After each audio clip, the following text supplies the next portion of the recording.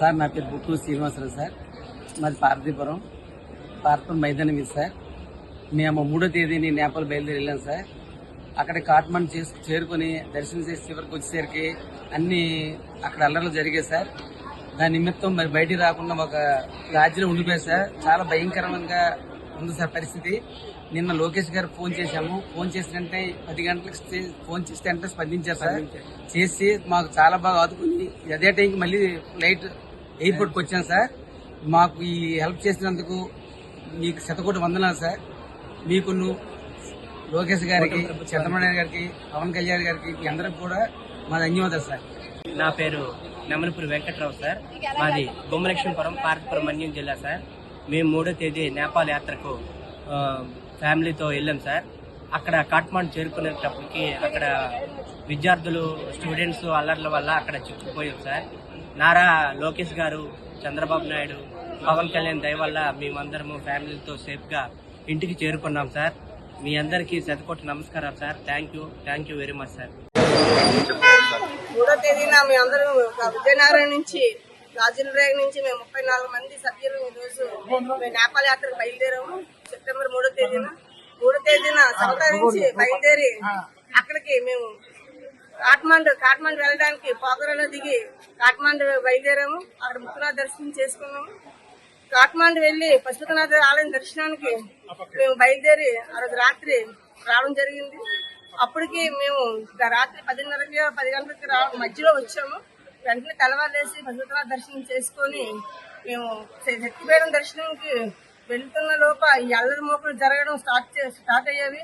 అక్కడ మరి ప్రధానమంత్రి సోషల్ మీడియా దీని మీద అక్కడ చాలా దారుణంగా అక్కడ కాల్చివేసి అక్కడ ప్రభుత్వం చాలా దారుణంగా అక్కడ ప్రజలు తిరగబడి చాలా పోలీస్ స్టేషన్ కాల్చి అక్కడ అంతా మొత్తం ఆస్తులు ధ్వంసం చేసి పెద్ద మరి ఆ టైంలో మేము అక్కడ ఉండి మేము అక్కడి నుంచి పరిగెత్తుకొని మేము శక్తిపీఠానికి వెళ్లే లోపే మా మీద కూడా దాడులు, రాళ్ళు విసిరితో ఎక్కడికక్కడ చెల్లా చెదులు అయిపోయి మేము హోటల్లోకి చేరుకున్నాం. మరి హోటల్ యజమాని మాకు రక్షణ ఇచ్చి ఆదుకున్నారు. మరి అక్కడికి కర్ఫ్యూ విధించి మరి అక్కడ 12-20 మందిని అక్కడ చంపివేసి రక్తంతో రోడ్డు తడిచిపోయింది. మరి గాజు పెంకులు అన్ని కూడా వేసి మరి బయటికి వెళ్ళడానికి కూడా మార్గం లేదు. మరి ఆ రోజంతా మరి మేము హోటల్లోని బందీగా ఉండిపోయాము.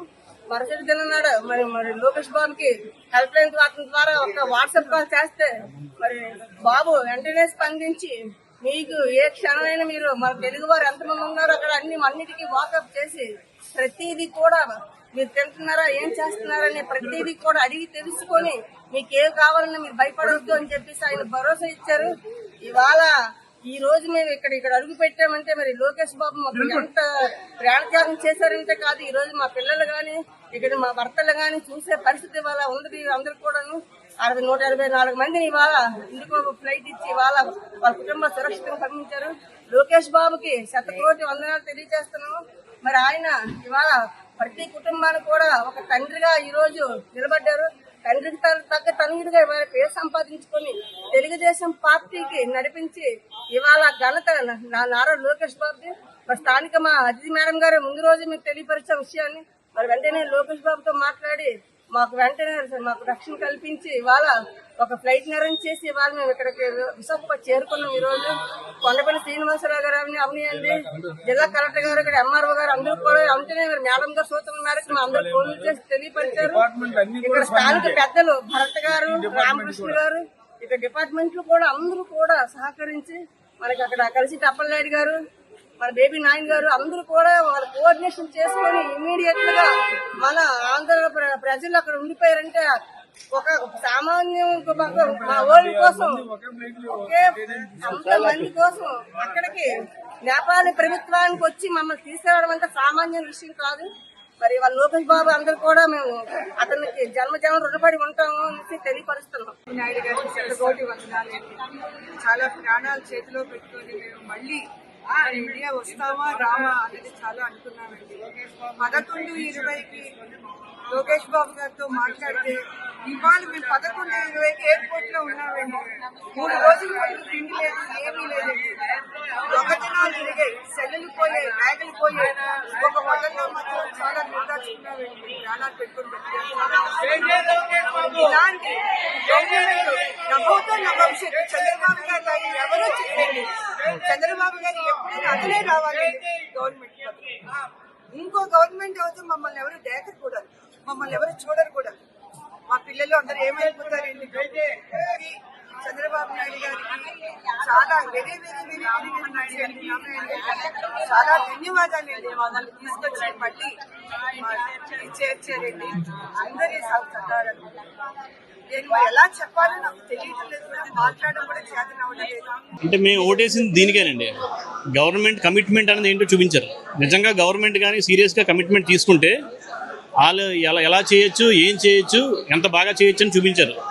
Especially young leader like Nara Lokesh గారు అంత మొత్తం టెక్నాలజీని వాడి ఎప్పటికప్పుడు కంప్లీట్ వీడియో కాల్స్ మాట్లాడి కంప్లీట్గా ఎక్కడికక్కడ అందరినీ ఎవరికి అదే పడకుండా అందరూ జాగ్రత్తగా ఉండండి, మేము 100% మీకు ఏదో ఒకటి ఏర్పాటు చేసే వరకు మీరు జాగ్రత్తగా ఉండండి అని చెప్పి అప్పటి నుంచి వీళ్ళు ఎక్కడున్నారు, ఏ హోటల్లో ఉన్నారు, వీళ్ళు ఫుడ్ ఏర్పాట్స్ కానీ అన్ని మొత్తం శుభ్రంగా చూసి ఎయిర్పోర్ట్ ఇలా జాగ్రత్తగా రీచ్ అయిన తర్వాత ఎయిర్పోర్ట్ నుంచి చెకింగ్ అయిన తర్వాత ఇమీడియట్గా డైరెక్ట్గా Kathmandu to Vizag direct flight 2 అవర్స్లో. లేదనుకుంటే బస్సులో చాలా దూరం వెళ్ళి బోర్డర్ దాకా వెళ్ళి అక్కడ వేరే ట్రైన్ ఎక్కి రావాల్సింది. అలాంటిది విత్ ఇన్ నో టైం ఒక స్పెషల్ ఫ్లైట్ అరేంజ్ చేసి తీసుకురావడం అనేది మామూలు విషయం కాదు. అది hats off to Nara Lokesh గారు. అంత మొత్తం ఆయన కంప్లీట్ మిగతా పనులన్నీ మానుకొని దీని గురించే కూర్చొని అంత సమయం కేటాయించడం కూడా నిజంగా మేము అదృష్టంగా భావిస్తున్నాం. యాక్చువల్లీ మా మదర్ అండి, యాక్చువల్లీ వీళ్ళందరూ 3rd బయలుదేరారు ముక్తినాథ్ టెంపుల్కి గ్రూప్గా. యాజ్ ఏ గ్రూప్గా 81 మెంబర్స్ బయలుదేరారు.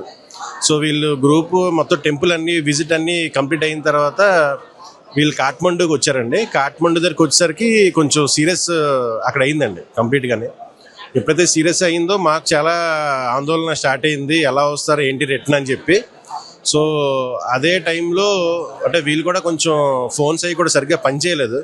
సో అదే టైంలో మేము వీడియో చూసాం, నారా లోకేష్ గారు ఇలాగా అక్కడ అనంతపురంలో అంత పెద్ద సభ అవుతున్నప్పుడు కూడా ఆయన అక్కడికి వెళ్లకుండా ఆయన కేవలం ఎవరైతే మన నేపాల్లో ఎవరైతే చిక్కున్నారో తెలుగు వాళ్ళు కేవలం వాళ్ళని తీసుకురావడానికే ఆయన సెపరేట్గా ఒక వార్ రూమ్ అంటూ పెట్టి ఆ రోజంతా కూడా ఆయన ప్రతి గంటకి మానిటర్ చేసి మొత్తం అంతా కూడా సిచ్యువేషన్లో అంతా కంట్రోల్ తీసుకొని నేనున్నాను అని చెప్పి ఆయన భరోసా ఇచ్చారండి. ఎప్పుడైతే మదరాలకి భరోసా ఇచ్చారో వీడియో కాల్ మాట్లాడారో మాకు ధైర్యం వచ్చింది డెఫినెట్గా.